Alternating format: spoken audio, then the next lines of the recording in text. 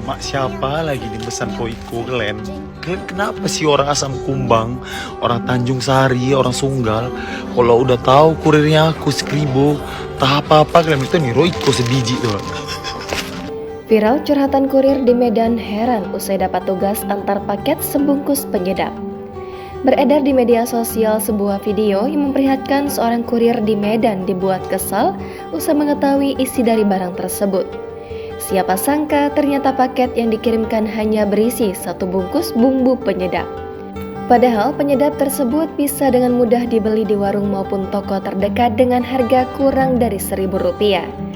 Dalam video yang diunggah oleh pemilik akun TikTok @badilo_nst pada Kamis 12 Oktober, pria yang sehari-hari bekerja sebagai kurir itu menunjukkan sebuah plastik bening berisi barang yang hendak dikirimkan.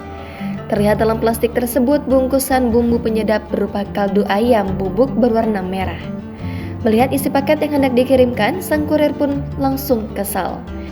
Mama siapa lagi nih pesan Koiko Glenn?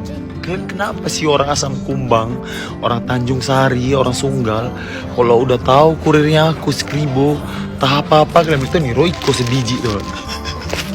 Padahal, bumbu kaldu bubuk yang dikirimkan melalui kurir paket tersebut bisa dibeli dengan mudah di warung terdekat. Kau ya, mama siapa nih? Ini yang pesan kayak gini mama siapa nih? Kau ya, Bu. Putek ibu ya nanti di TikTok ya. Kurir tersebut menyayangkan jumlah kaldu yang dikirimkan hanya sebungkus saja. Meski kesal, bumbu tersebut akhirnya tetap dikirimkan kepada sang pemilik. Kayak mana perasaan Glenn we? Bukan gak bersyukur ya kan, tapi kok kayak gak ada kerjaan kali lah kau Bu. Mageran kali Bu ini, betul.